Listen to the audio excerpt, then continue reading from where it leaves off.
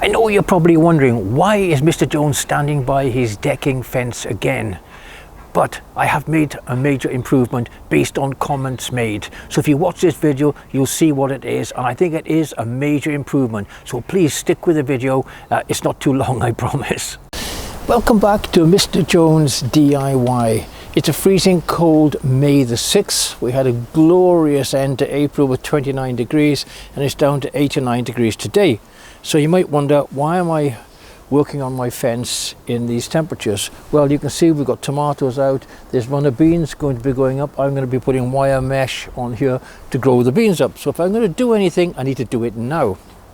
If you wonder what I'm talking about, I put the links to the previous 2 videos down below, and thank you so much. My first video got 50,000 views. Absolutely flabbergasted. It's brilliant to know there's people out there watching. Anyway, it's the 1 month anniversary of the decking fence. What would I have done different? Well, firstly, Mrs. Jones loves it, I love it, and our neighbours love it. But as for doing things differently, I would have cut the boards slightly shorter. I have a suspicion that with expansion due to damp or due to heat, we've had some very high temperatures, it's pushed one of the boards out. Possibly it's in a little bit too tight. I would, in hindsight, have sprayed both sides before putting it in place. The other thing that was suggested online by a few people, that it might benefit from a further vertical in the centre, to give it extra stability and to pull the boards exactly into line. I thought long and hard about this, but if I'm going to do it, I need to do it now. So I did a test first with a half cut board. I'm actually wondering whether it should protrude above the top and be shaped. And I took it just to the top. It didn't look so good. I tried it with a full width board to the top. Well, surprisingly, I think the full width looks better, and it looked quite good.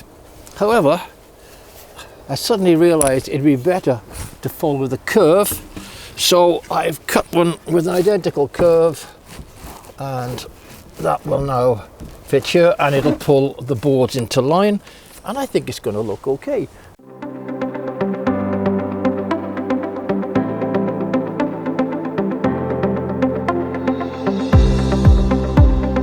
Okay, so I've got the height right.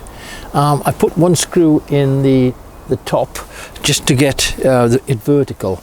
In the top here I had to put in a 5x70 because this isn't flat, it's standing out because of this one board.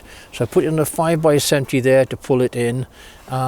I'm now going to get it vertical with the spirit level and put another 5x70 in here. These are temporary because they'll protrude all the way through. I'll be using 5x40s when I permanently fix this.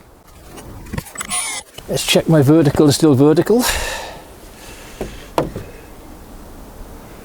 Yep, that's spot on. So now I'm going to drill pilot holes for the rest so I don't end up splitting the wood. I think the best thing I can do here is to temporary 5x70s all the way down to pull it in flat and then replace them with 5x40s afterwards.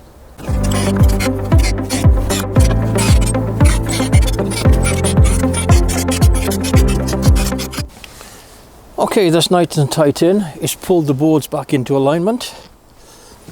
Nice and tight on that side. Let's see how it looks from a distance.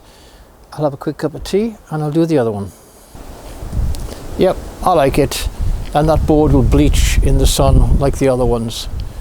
I think that works. I think it looks a lot tidier.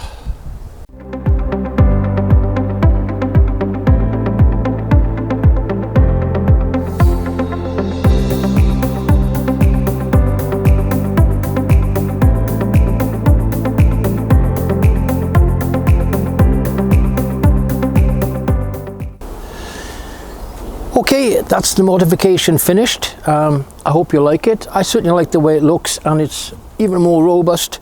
I resisted the temptation to get everything all hammered up tight. Better maybe to allow a little bit of air through, as people have suggested online.